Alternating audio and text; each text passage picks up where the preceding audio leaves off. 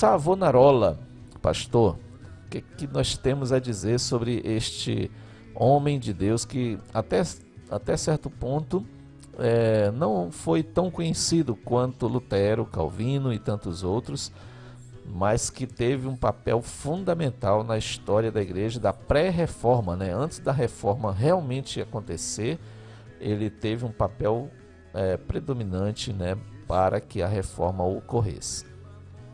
Com certeza, pastor, de grandes homens que Deus usou, esse homem também, né, Savonarola, foi um homem assim que contribuiu muito para a reforma, né? Ele com John Hus, John Wycliffe, também foi muito influenciado por Agostinho, né? E também por Tomás de Aquino. Sim. Ele teve grande importância de ser um homem piedoso, um homem destemido, corajoso, um homem de oração, né? Que fez a diferença no seu tempo, no decorrer da sua história, né? Sua trajetória de vida, foi um exemplo tanto para as pessoas como para o mundo também, né? Sua cidade, nós podemos ver na sua história que ela mudou o seu jeito de ser pela influência deste grande homem que teve coragem, né, de enfrentar o sistema do papado na época. Com certeza foi um grande homem que Deus usou na história, um pré-reformador muito importante. Como o senhor bem disse, né, ninguém quase muito fala dele, mas ele tem um papel importantíssimo como pré-reformador na história da igreja. Eu estava lendo o presbítero Solano Portela, ele tem um artigo muito interessante sobre o Savonarola, e ele fez uma pesquisa lá de vários livros escritos a respeito de biografias, né? Pouquíssimos falam diretamente de Savonarola, às vezes citam ele, mas poucos falam, investiram tempo para falar exclusivamente de Savonarola, embora tenha sido de grande importância, né? Como o senhor falou aí, junto com John Hus e também o Wycliffe, e que sofreu o martírio por causa de pregar o evangelho numa época escura, né, da igreja, uma época em que as pessoas não aceitavam a pregação genuína do evangelho, né? E ele que passou por um avivamento, por um grande despertamento. Os pais, pelo avô ter sido médico, os pais queriam que ele fosse médico, né? Mas ele deixou para ir para o monastério, e lá no monastério ele percebeu, ele teve uma visão de Deus de que ele não podia continuar ali. Para influenciar as pessoas, para fazer alguma coisa de valor, ele tinha que pregar lá fora, né? Interessante, né, pastor? Quanto que isso também fala conosco nos nossos dias.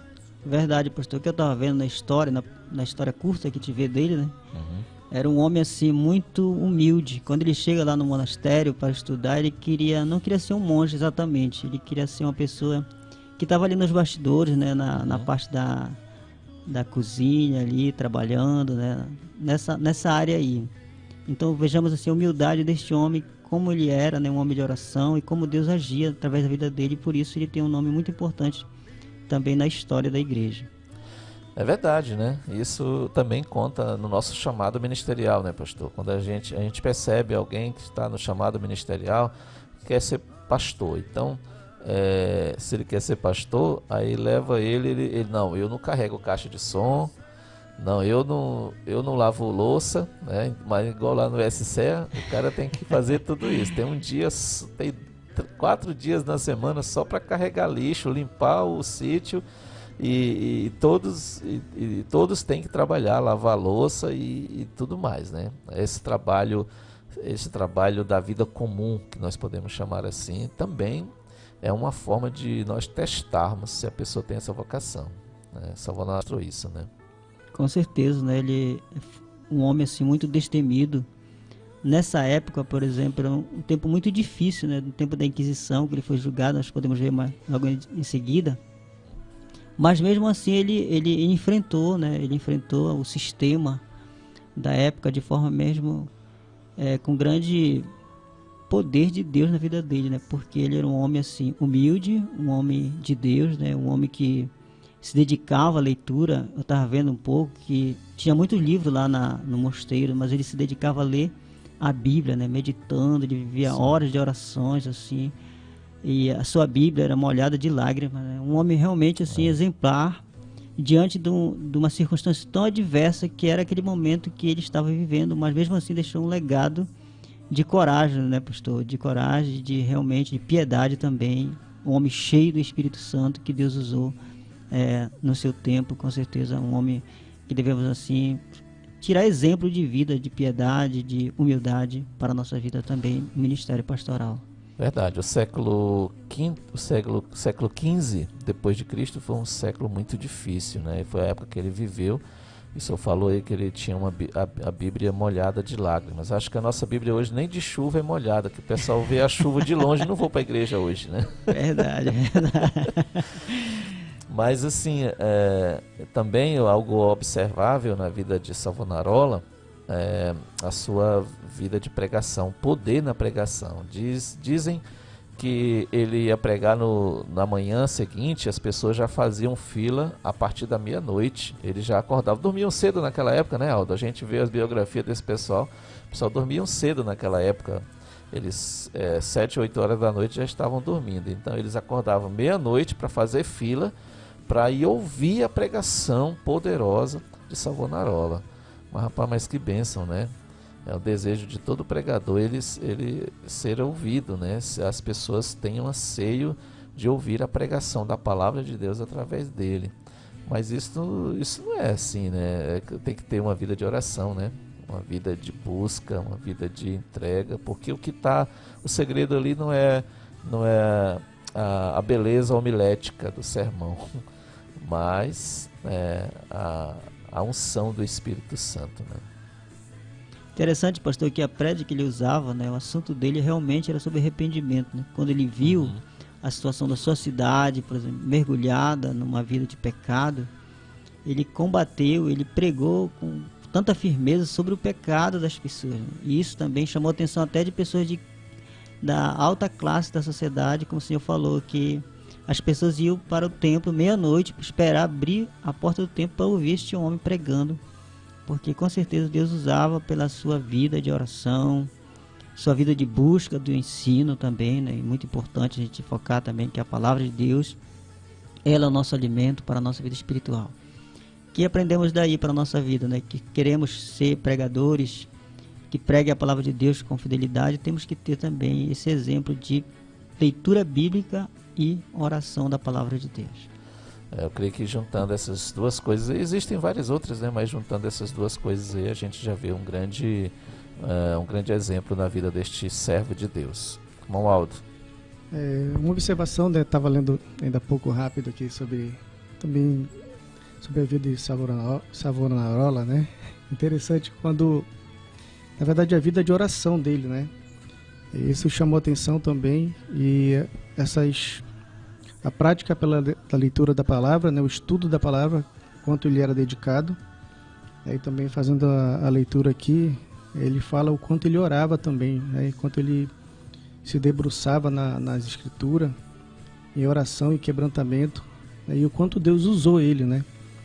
E nessa leitura que eu estava fazendo, também fala que ali na Itália, né, onde ele morava, ali numa cidade da Itália, as pessoas ali, elas juntaram todas aquelas literaturas que não servia para nada, aquelas coisas que estavam consumindo, né? Verdade. Que foram impactados pela palavra ali, pela pregação dele. Os livros, os utensílios, tudo, né? Que não serviam para nada mais, que conduziam eles a uma vida mundana. Eles montoaram tudo na praça. Colocaram fogo em tudo, né? Colocaram fogo. E o interessante, o poder de Deus, né? Através do Evangelho, usando homens fracos, né, débil, e Deus dando esse poder, né, usando essas pessoas quebrantadas de coração. E isso me faz pensar também hoje, em nossos dias, né, que nós vivemos na nossa atualidade, realmente precisamos também, né, de uma nova reforma, né. Ele antecedeu Lutero, né.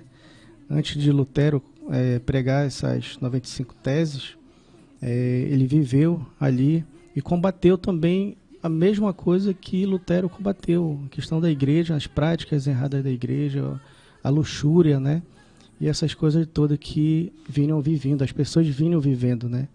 E realmente foi uma pessoa muito importante, né? Que contribuiu, né, na sua época, e hoje também serve para nós também nos espelharmos assim nessas pessoas e buscarmos mais em Deus essa ação também do Espírito para podermos fazer diferença na nossa atualidade. Amém. Então é isso, daqui a pouco a gente retorna mais um pouquinho. Pastor, tem mais alguma coisa para falar do Savonarola? Tem muita Só queria coisa, né? destacar também, assim, na questão que ele era um jovem e ele teve uma pretendente para casar-se com ele.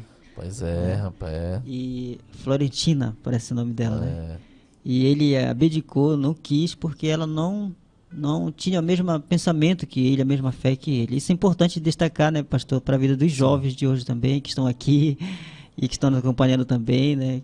Isso é muito importante. Ele viu que isso ia ser um problema para ele. sim, E ele então, né, se desfez daquilo para levar sua caminhada com Deus, porque ele sabia que tinha um chamado, né?